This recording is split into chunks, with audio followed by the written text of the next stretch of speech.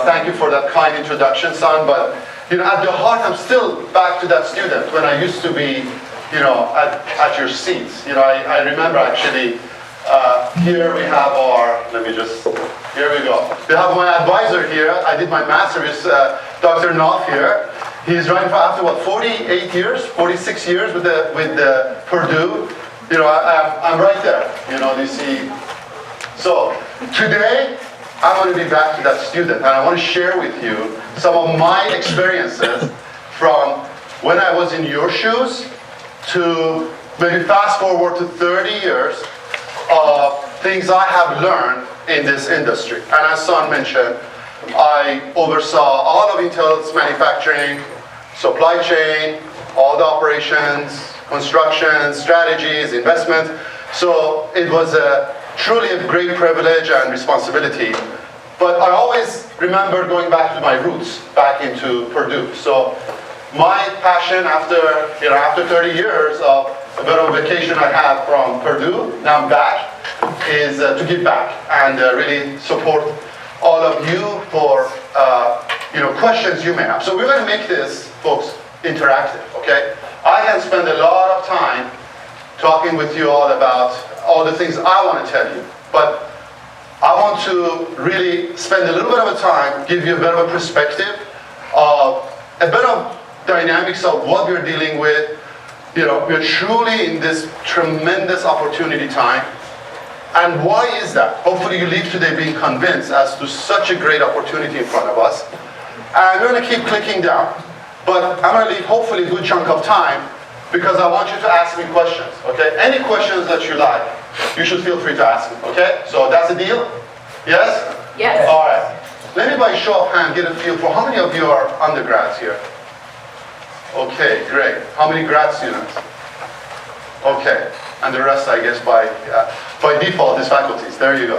So we're going to try to tailor this presentation. I'm going to click it up a level. I'm not going to deep dive into all the technical stuff, engineering stuff, because at the heart, I'm an engineer. I love technical stuff. But I want to give you a bit of a business perspective to start with, right? And let's start with a hypothesis, right? And that is the technology will continue to transform and disrupt traditional businesses, right? Does anybody disagree with that? No. Okay. Now, do you have some examples of traditional businesses that technology disrupted? And by the way, it's during your lifetime. Some of it's older, but during your lifetime. Yes? Records. What? Records. Records. Remember those big black circles stuff you had to put in? You listen to music, right? Yeah. Rockers. Rockers, yes. What else? Taxis. What? Taxis. Maneuver. Bookstores? Bookstores. Yes, everything you order online, yes. What? Communications, right? Those good old phones, you pick up and dial, la la la. Now it's like, call this voice, right? Engineering design, you no longer have to write everything on the paper. Everything, rather than paper drawing, you have to erase, So the list goes on. Yes, you have one. Mobile computing. Mobile computing. What else? What? Factories, operations. So, folks, the underlying theme in all of that was technology that disrupted all of that. And for what? For good, right? It was not because of some pay, it's a cool thing to do. It created what? Value for the customers, right? When you think about someone, you already said, by the way, when I was in your shoes before, I used to type my essay to Purdue, like on the stuff on the left. It's just unthinkable. Some of you have probably not seen this stuff, right? So go tick, tick, tick, tick, tick. Oh crap, I made a mistake. I have to redo it again. It took me a week to get one page of a paper done. Now, just, by the way, some of your new generation will just put it in ChatGPT, write me an essay, and it does it for you. So, telephone, you just mentioned, right? Form factor, capabilities, right? Remember those Kodachrome films? You used to worry about every click that we have to make, right? Oh crap, this is going to cost me money because I have to go develop it. and you take it to the books, whatever, the camera store, and by the time you're done, you only need 3 of the pictures, and you pay $20 for it, right? Today, you don't have to worry about that, right?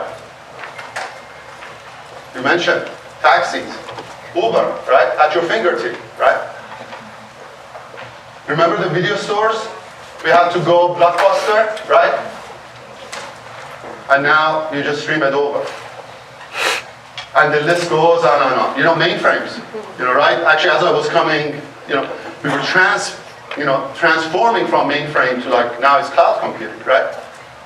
We take all of this for given, right? But it has made our lives better.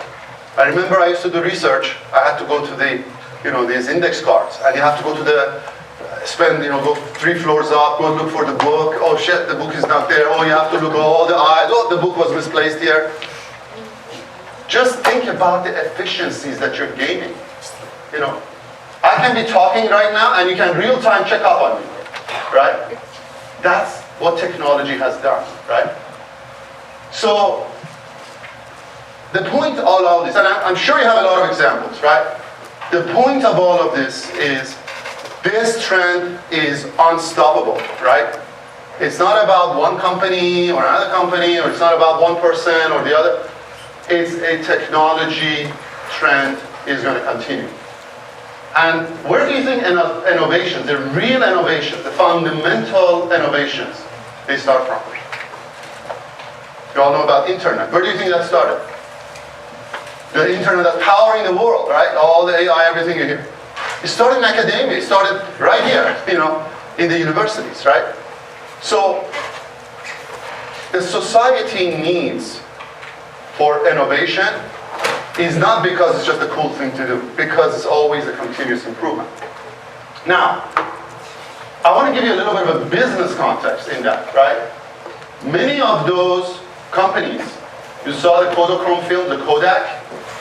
What are they today? When I was graduating, it was one of the top companies everyone wanted to go work for. What are they today?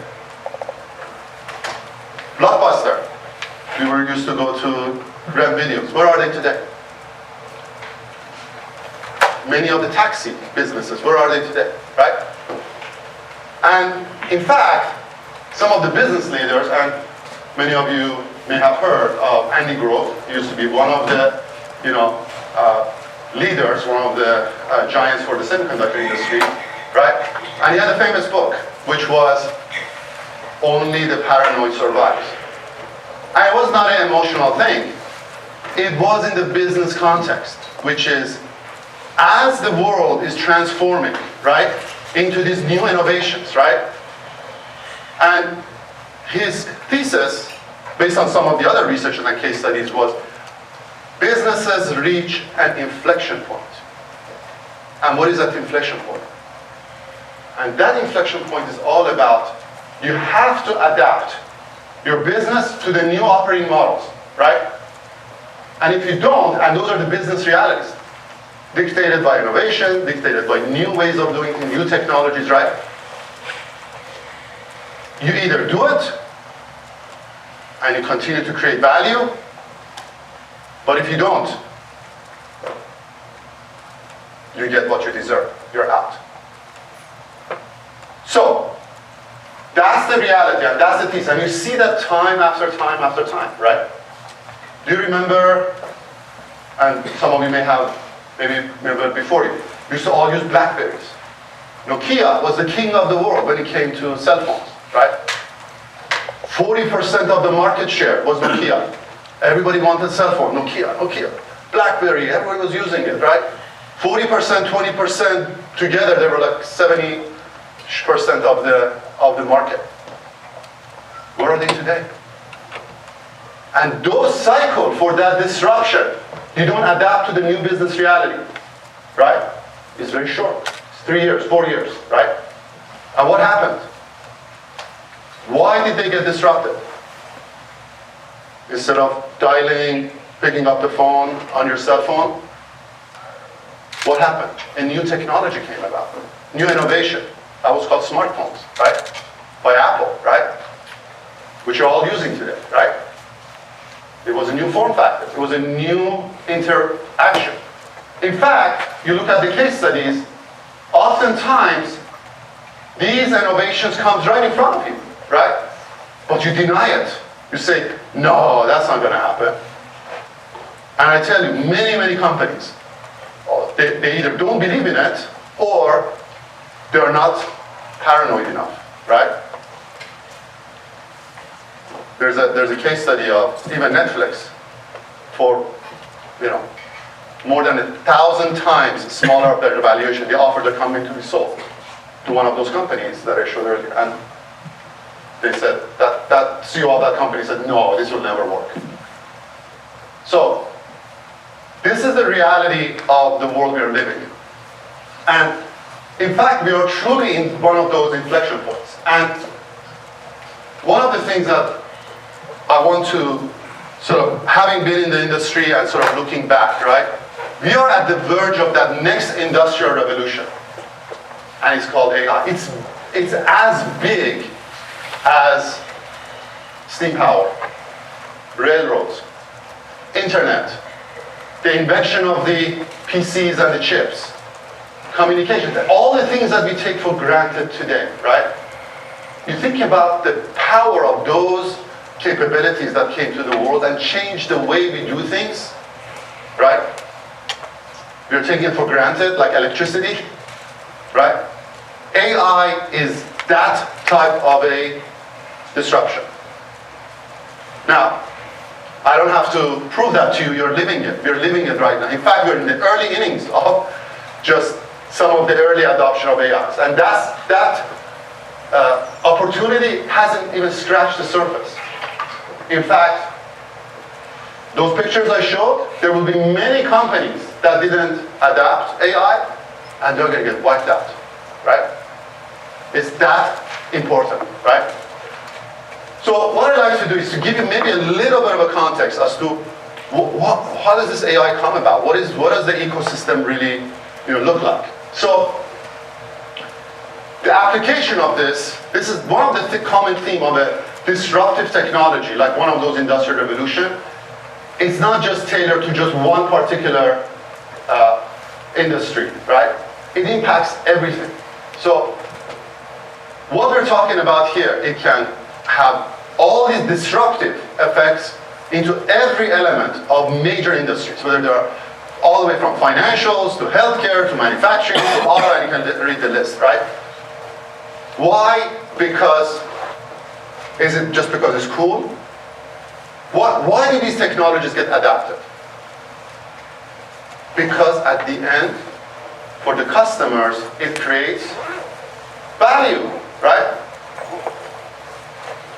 People are not just, using Uber for ordering their transportation because it's just a cool thing to do, because it's convenient. Maybe it's even better cost.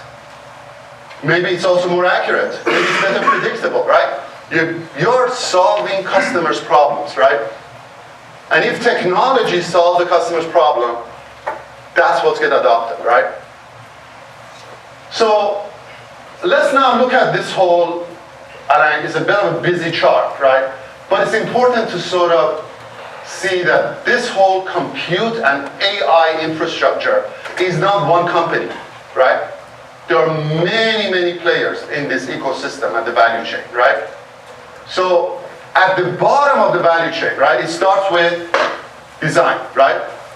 Everything foundational, let's start with, and we'll talk a little bit more about this, right? You need to compute. Where do you do compute? You do it in the IC, you do it in integrated circuits, right? And on the bottom you see, I've heard of all these companies, right? What they do is they design the chip, and once they design the chip, right, and they use some software tools and ways that they essentially port over their design, that's the EDA companies, right?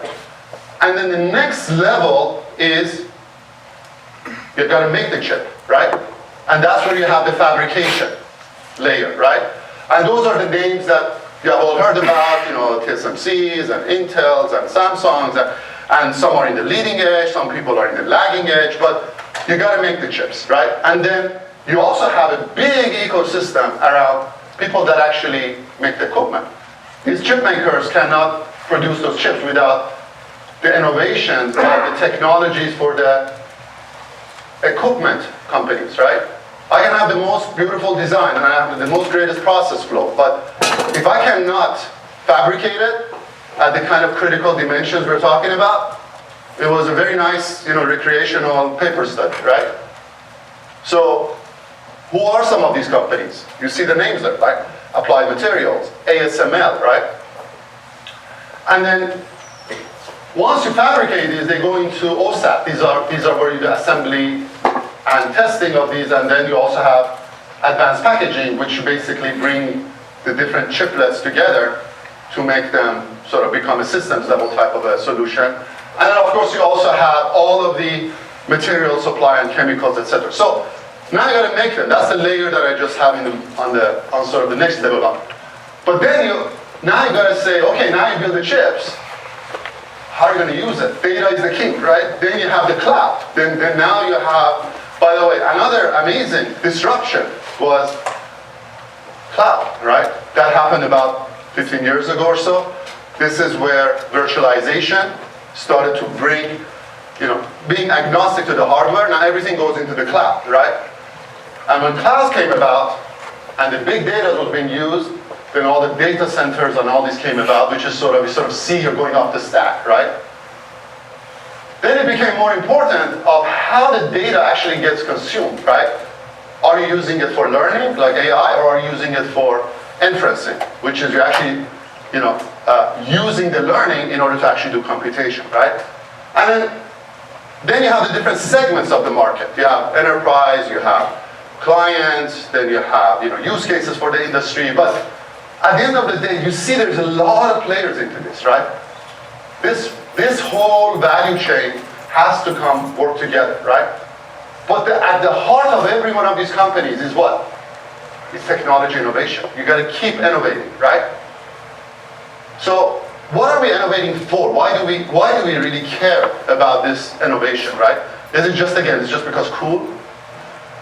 So let me start with this foundational technology, which is at the heart of enabling all that innovation. Everything runs on semiconductors, right? In fact, when I graduated and I joined Intel, people were like, I thought, you guys, this is about circuitries. No. Actually, foundational to all aspects of engineering comes in to make these little tiny wonders, these tiny devices, right? And one of the things that's so foundational with this technology is also the whole ecosystem that goes with it. You just saw the previous page. And that ecosystem enables this foundational technology because it goes into everything, right? Every aspect of our life today. Whether you're using a phone, whether you're using a TV, appliances, everything has semiconductors, right? So all of a sudden, it started to grab the world's attention of, wait a minute, especially when COVID happened. It's like, what do you mean? I cannot go buy a car or you can buy a car, but the power windows don't work. Why? There's a chip. And it's somewhere in some small town in Asia that you cannot get. It's like, whoa, what is this? What are we talking about? It's a $5 part that's limiting your many industries, right? It started to grab the attention of the world leaders. In fact, if you haven't, I suggest you read a book called Chip War by Chris Miller. He brilliantly sort of goes back in the history of this foundational technology of why it's so important. It really thrives on innovation. But it's beyond just business need. It's a matter of national security. Imagine this foundational technology needed in everything. If you don't have access to it, right? It's like oil, right? It has consequences on the lives of the people in your country. So it started to grab people's attention, and you started seeing all the policies and all the geopolitics around this thing, right? So, yes, the use cases of technologies are critically important, but so is access to those technologies, right? So, I want to go back to these semiconductors, which are so foundational to everything, right? And it started actually with a bold vision of Gordon Moore, one of the founders of Intel. Have anybody heard of Gordon Moore? Yes? Okay, everybody knows about, most of you know about what's called Moore's Law. And you see the graph there in the publication he had in the electronics magazine back in 1965, and my friends Mark and Armstrong were living this, through the journey, right? But his conjecture was, look, the number of transistors on a chip doubles every couple of years, right? And he had like 2 or 3 points to sort of make a line. But on a logarithmic scale, right, doubling the number of transistors every couple of years, right? I mean, most of you are engineers here. I mean, that's pretty exponential growth from 1965 to now. And the laws of Moore's Law wasn't just because he had just ego and it was just a fun thing to just hey, let's just push people harder to just put more, double the number of transistors. It was actually more about a law of economics. It was all about adoption of this technology for all of these use cases, right? I would also concur that if you did not have the progression of Moore's Law for all the high performance computing, because as you put more transistors on a chip, you get better performance, right? These new use cases like AI, all kinds of cloud computing, they will never happen, right? Because you all know AI. I mean, many of the faculties here, they actually were working on AI 30 years ago. The concept is not new. The neural networks has been around for ages, right? But why is it pervasive today? Why is it happening today? It's because the technology has reached a point that it's applicable, it's usable, right? So let's click down a little bit more. The industry continued to stay on the pace of the Moore's Law, amazingly. And if you look at the graph on your right, this basically shows, and you don't even go back 65, starting 70, you can sort of see on that logarithmic scale, and this is essentially the number of transistors, I would say, on a package, right? So with a chip. And by 2030, that number is going to reach 1 trillion. 1 trillion transistors per package. Holy moly. In fact, 20 years ago when there was an interview with Gordon, he's like, I never thought that the industry is going to march in this direction. But it's back to, why is Moore's Law keep staying alive? What did I say? Innovation. It's the economics. It's what's needed for the customers, right? And in fact, it's driving markets. You look at the graph on the left, right? And that pace of business growth is also getting to about $1 trillion. This market called semiconductors, right? And you can sort of see the breakout of them, right? But this guy is reaching to about $1 trillion. In fact, AI is actually accelerating even the need for that. So there's not too many markets this big, folks. This is at the heart of an industry like this that's so foundational to what's needed to really power the next generation of all these use cases, right? Is semiconductors, right? So, and then what drives this technology, right? The starting point in all of it, right, is the feature sizes, right? So, and it starts with a transistor, right? You hear about transistors. So there's an architecture of transistors. So the circuit designers, they basically say, look, each of those transistors that I was saying $1 trillion, per package, each of them has an architecture. And you're like, wow, 1 trillion of them? Yeah, the dimensions are very, very small. And today, what is the leading edge node that's getting produced? When you say node, it's how small the feature sizes you can actually produce, right? What levels are we talking about today? 3 nanometer in high production, and then 2 nanometers in the works. And then research and development even for further, right? And how big is 2 nanometer? I mean, you can sort of see the scale of what we're talking about, right? We're talking about like DNA, we're like way down at the atomic level, right? So, and is this thing going to stop?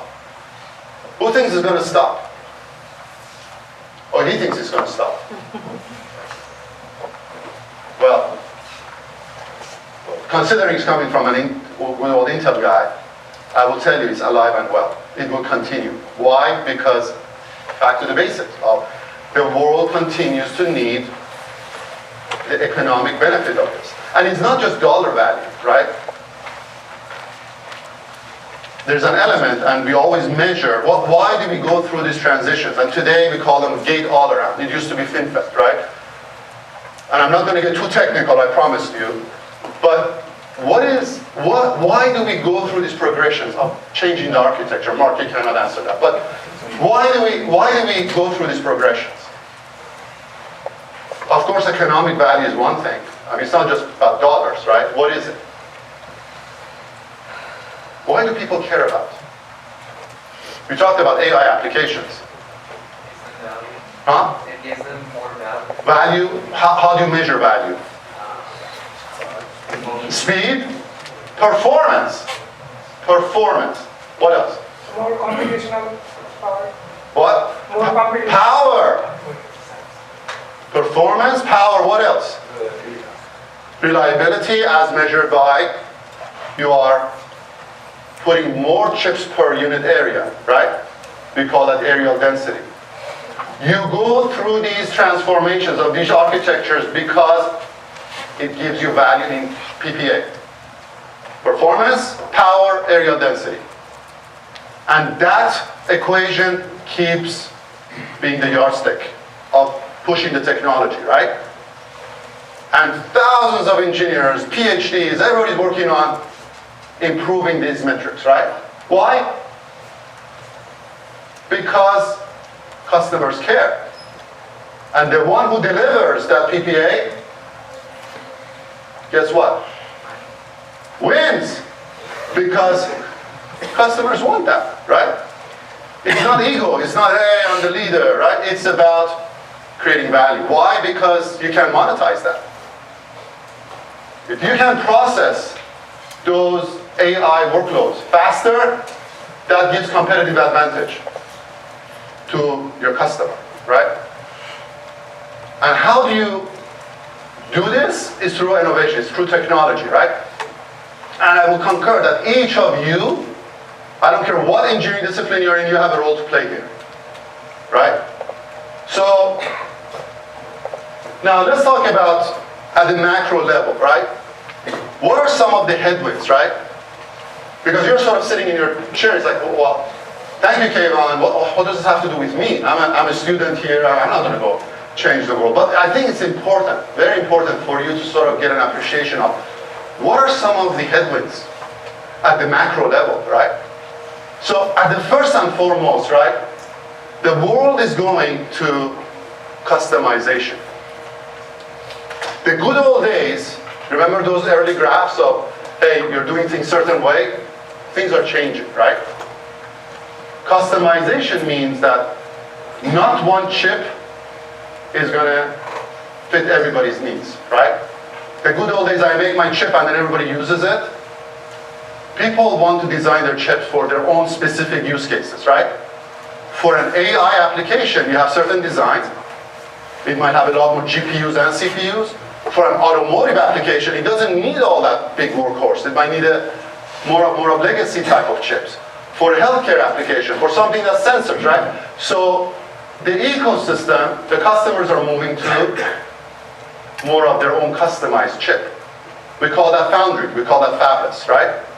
So customization, and even foundries, you're also thinking about at the package level, right? So you can have a package that can have memory, and it can have CPUs, and it can have GPUs, right? For one use case. All of that comes together in a package, right? There is a huge wave of innovation in that. Bringing all of those together. We call that advanced packaging, right? You're a mechanical engineer, you can help in that area, hugely. So, customization. Of course, you need to have the infrastructure for the growth, right? And those are manufacturing cloud. The workloads, how you use these chips. Is it for training? When you're using it for training, you need a lot more GPUs. For inference, you need a lot more CPUs, right? Where do I go, right? So that's at the AI and digital infrastructure. That was the first graph that I showed you. And I'm not going to get into the details, but also the world cares, and I'm sure many of you do, about this tremendous growth. How's that going to impact the climate? How's that going to impact the regulations? What about all of the access to the power and these things that we just talked about, right? All those data centers, right? One data center with all those powerful GPUs, right?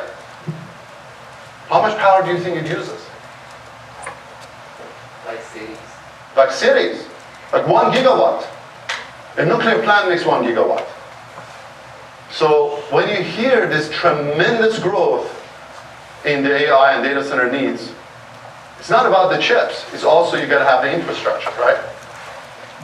The other thing is all the geopolitics. We touched about that earlier, right? Many of the nations in the world, they want to have access to this foundational technology because it's important for their lives. It's important for their control. And privacy is a big deal, right? Democratization of data. Make sure that, my data is not going to go into bad actors, right?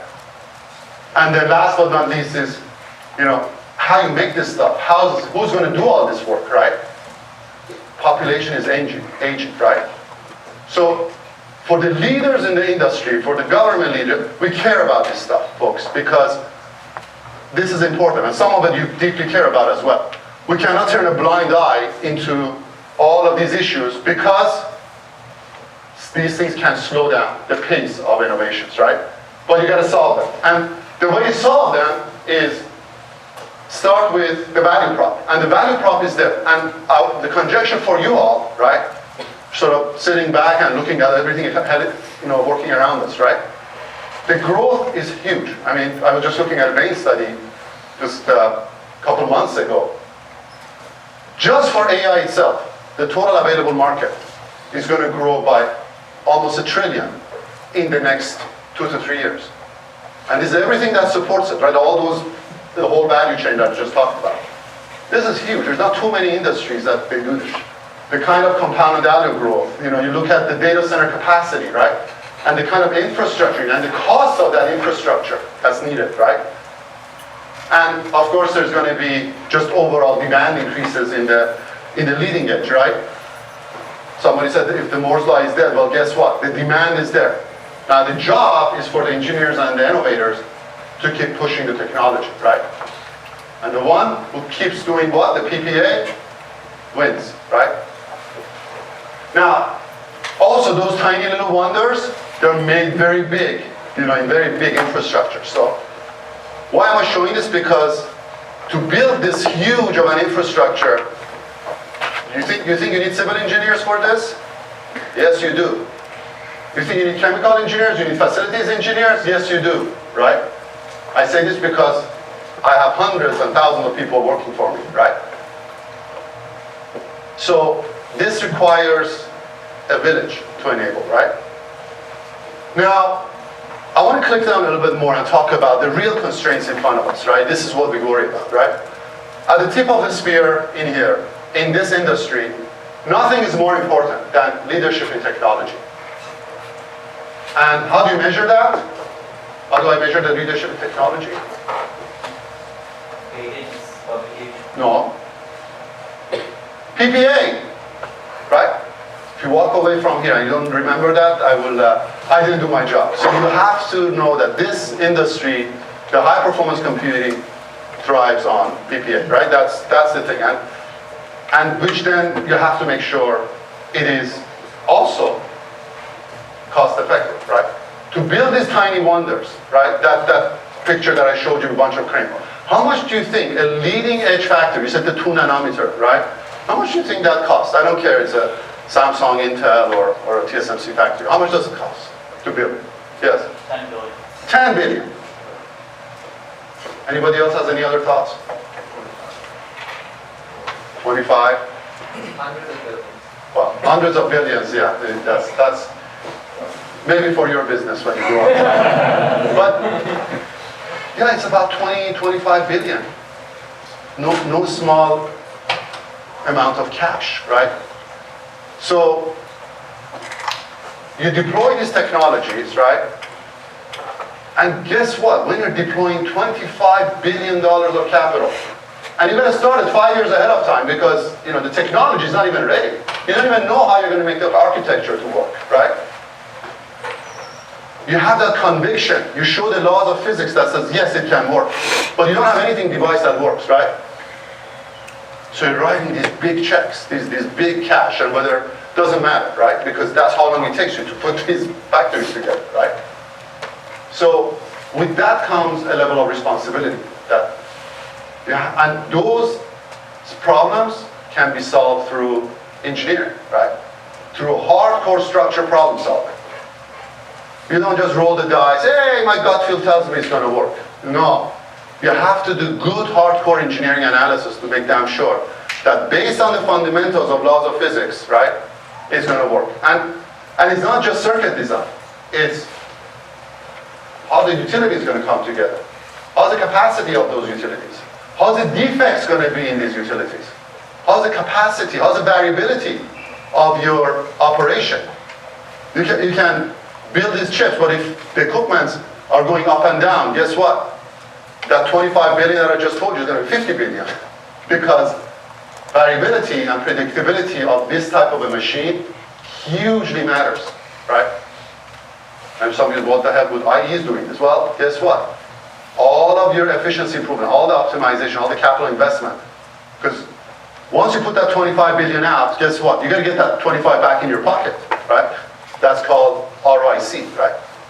It's the cash flow, right? So that's a big constraint, right? Not too many people have, except you. Maybe they have that 25 billion in their pocket, right? There's geopolitics. There's a lot of forces that is, the transfer of technologies. The supply chain is all over the world, and the knobs that the governments may dial back and forth can impact the cost and the pace of innovation, right? Infrastructure, data center, we talked about that, right? And as part of that, power is a huge issue, right? And each data center needs 1 gigawatt, right? So how do you solve that problem? Go build more power plants? That's a lazy engineering answer, don't you think? Let's go build more nuclear power plants. That's what a lazy guy would say. Or, what would it, More efficient cooling. More efficient cooling, or make your power efficiency of the chips that you make the actual interconnects of everything that works into your data centers, between the chips, between the servers, between the racks, much more efficient. Not 1, 2, 4%, maybe 5x better, right? Yes? You can put your data centers where you have bottlenecks of power transmission. You can solve it by using the existing infrastructure, right? So, but the point here is engineering and innovation solve these problems, right? Otherwise, it's not sustainable. Who wants a nuclear power plant in their backyard? Okay, he does. And then, those of you in nuclear engineering, there's this whole new trend called SMR, there's like small modular reactor. Huge demand for something like that. Why is it in the market today? Because you need more innovation. You need to make it workable, right? Keep going here, and of course all of this is talent, which is in this industry, for the kind of growth we're talking about, I'm really pleased with. I mean, Purdue is leading the way. There's not too many institutions, not just in this country, but also in the world, that has the kind of pipeline of the talent, the innovators that's needed, like Purdue. And I'm really fortunate with all the way up to President Mung Chiang, as well as Dr. Armstrong here, who is really leading the nation for what we call the semiconductor program, and with great support from industry leaders, right? So Purdue is really on a solid ground to be at the forefront of really helping with not just the talent, but also continue to drive this industry forward. So tremendous opportunity for all of you. And I just have a couple more things to say is, and to overcome the technology, there's all these other areas, and I can click down in all of them, right? We talked about transistor architecture progression, right? Heterogeneous integration. How do you bring all those chips together, right? In a package, right? Some of the latest, greatest GPUs. This is the innovation in order to bring those high bandwidth memory and your microprocessors and all those things together. That's a huge area of growth. Hardware architecture, right? Custom chip designs, right?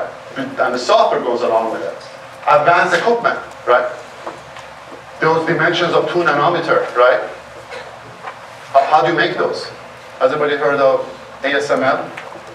Yes? They make an equipment called EUV, right? This industry cannot survive without their equipment, and they're the only game in town. How much one equipment costs? 200 million. How much? 20 to 300 million. 2 to 300. In fact, the price keeps going up.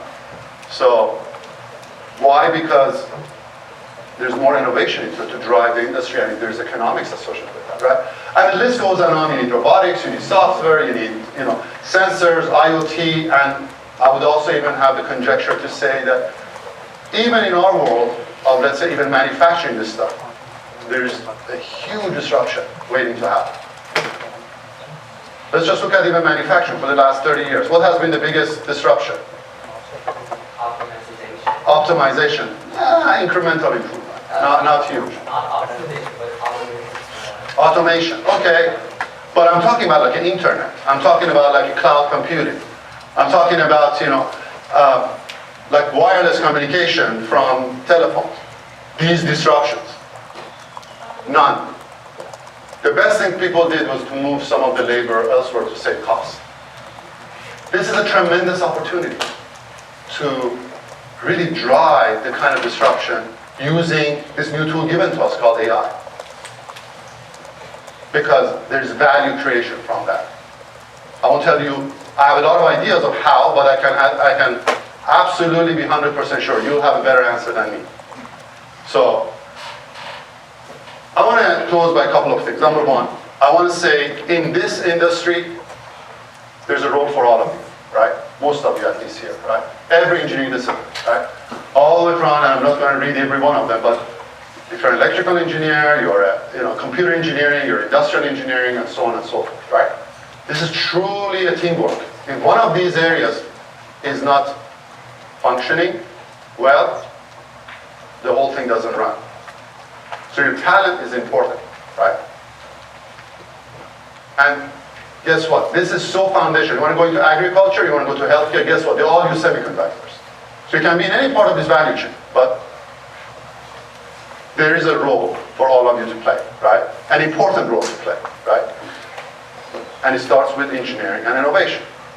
When I look back at, my learning, my days at Purdue, what were the things that I learned that I admired the most? It's a lot of structured problem solving to basically bring solutions to problems, right? And I'll tell you a little bit more about some thoughts I have. But let me, I'm going to just pick up the pace here because I want to leave some time for your questions. Before I go there, because you may have questions about, hey, Keyvan, tell us a little bit of your advice and things like that about you. But let me just pause a moment. I want to give you guys enough time for your questions, and then I have some additional closing thoughts and things I want to share with you. Does this help to sort of give you a bit of foundation? Yes? Okay, good. Question, anything you'd like to know about? Yes? Where do you usually get your information from? So you have a supply of information Yes. that you get in the world, and so do you prefer to read news articles? Do you prefer to read books, like scientific articles? Or how do you learn about the innovation and keep track of everything? Yes. You remember, what did Andy Grove teach us? The paranoid survives. You have to make sure that you're staying up to date on what's happening. And you have to always keep an open mind about maybe there's a better way to do things, right? Now, and access to information can be done many ways, but you want to do it in the right way, right? And it comes down to always about how do you solve the problems through innovations, through problem solving, right? And remember, to be a leader, right, You're not looking around sideways, you look at those marathon runners. They're just straight, looking straight. Because if all their goal is to just catch up to the guy next to them, right? Or they always keep looking at their behind, they're not going to win. So the key to an industry like this and be the leader is you're looking forward, right? So, and you also don't want to be blindsided with, your vision, things that you got to go do, right? And that starts with make sure that you're being truthful, you're being transparent and honest with yourself to begin with in terms of the problems you're trying to solve. And we can talk a lot more about that, but it's a good question. Other questions, yeah? So how precise and complex the whole supply chain is, talking to the smaller vendors and then making, every process kind of streamlined so that, nothing disrupts on the whole chain. So how complex is it? Can you give us an analogy? How complex is it to interface with the suppliers and all of that? It is complex because this requires very close collaboration with the ecosystem, whether it's a material supplier, the supplier, your equipment suppliers, and like making a chip, it's close to about 15,000 suppliers that help you in order to enable that. And it's not just the people you buy equipment, there's a lot of support stuff, right? How do you disposition chemicals? How do you, all of your facility systems? How do you make sure that all the pumps, chillers, everything is working properly? But the thing of it is, when everybody's sort of marching to these cadences, right? Sort of everybody's muscle memory is like you're always working on the next generation, right? For the R&D, and then you're also working on the high volume manufacturing. But the key in this ecosystem is everybody needs to evolve, right? The suppliers have to get better. What you did yesterday is not good enough. You have to keep getting better and better and better. And that requires collaboration, right? Because if they don't lift, their boat, their watermark, then the whole thing does not, lift, right? So super, super important. Sometimes you have to step in to help them. If you see somebody's falling behind, you got to step in and say, okay, let me give you a helping hand here, right? Other questions? Yeah, please. Manufacturing. What are your comments on Microsoft's major one ship?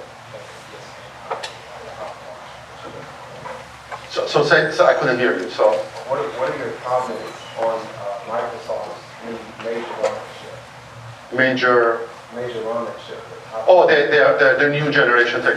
I mean, like I mentioned earlier, right? The ecosystem is moving to the customized design, right? Whether it's Microsoft, whether it's the Googles, and I'm not going to comment on any company's strategy, but I can tell you that the ecosystem is moving in that direction. Why? Because they have their use cases, right? What a company like Microsoft needs for their use cases, for their workloads, is very different than what another company may need. So it absolutely makes sense for them to design their chips, their custom design, for their own sort of use cases. So definitely not surprised, it's the right thing to do, and that's where the ecosystem is going, and everybody should support it. Other questions? Yes? What use case of AI are you most excited to see in the next 5 to 10 years? So, for me, in fact, as of now, when you look at in the commercial, in the industry, right, those big, huge aha disruptions still has not happened, right? In fact, there has been a lot of investment in the learning. Everybody knows the kind of opportunity it does, but how do you implement it and how do you adapt it is not as easy, right? Because if you look at an enterprise, right, it has many thousands of applications that are stitched together, right? So you just say, well, you know what, let's scratch everything and now go to this. And there's a lot of, what I would say, barriers to entry for established businesses, right? Just because of those pictures that I showed earlier. But at the heart of what AI is going to do, and I'm very excited about, is going to help drive predictability, right? Because the world runs on stochastic. The world runs on probability, right? See, the thing that brings and creates many companies with their problems is they don't know what they don't know, right? And there's just globs of data that's still available to them, but they're only looking at a fraction of that. So predictability is the key. Once you improve the predictability, right, then it drives up your efficiencies, right? It improves your productivity, you know. And of course, what's given and granted in all of this is, you know, you automate tasks, you take out, you know, work content, you know. One of the things I also always remember in my career is like, you can be very busy, right?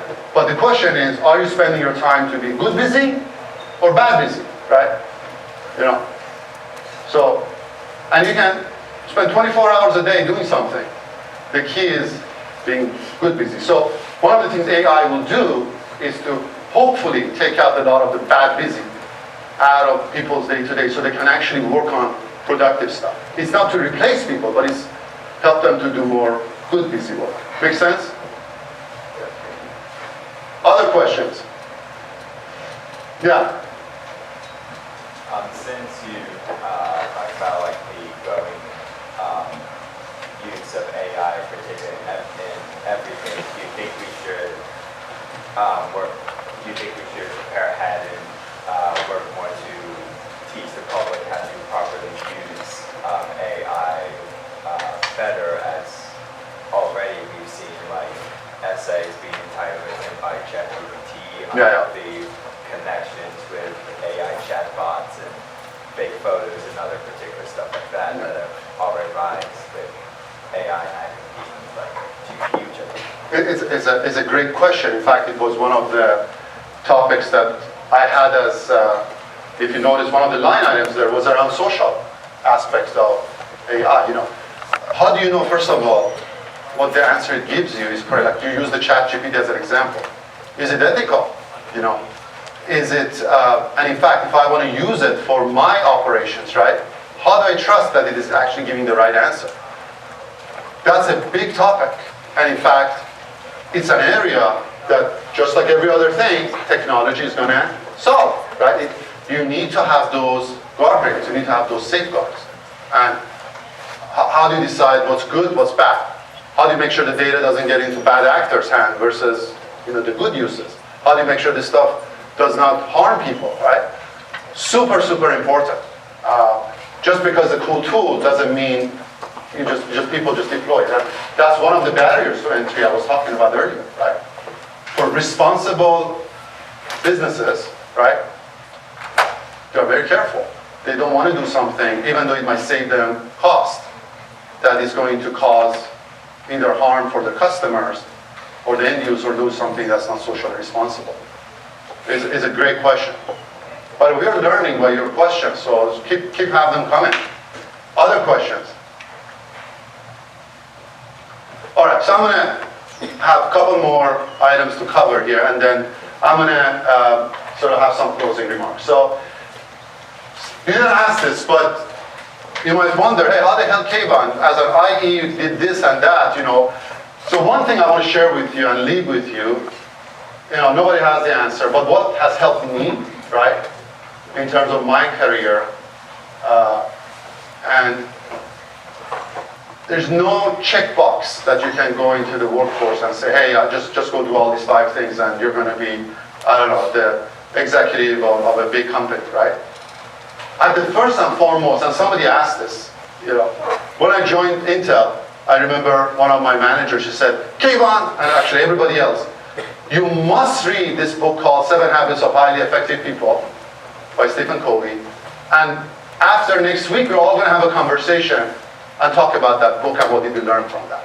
By the way, that really opened my worldviews. You know, it's a great book. If you haven't, please get it and read it, because it starts with some of the foundational worldviews that you need to have.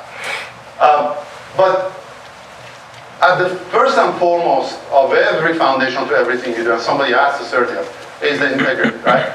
Always uphold the highest level. And if it's not done right, it's not worth doing, right? That's about information. Well, if you're going to get the information and it's not done properly, then don't do it. It's going to bite you, right? And that also applies to your dealing with everybody, right? Foundational to everything is trust. Being results-oriented and data-driven, right? We have this saying. I remember my first hire orientation was Andy Grove. One thing he taught us, and he didn't talk much, he says, if you can't measure it, you can't improve it, right? And we mean that, down to, because you cannot solve engineering problems without having a way to measure.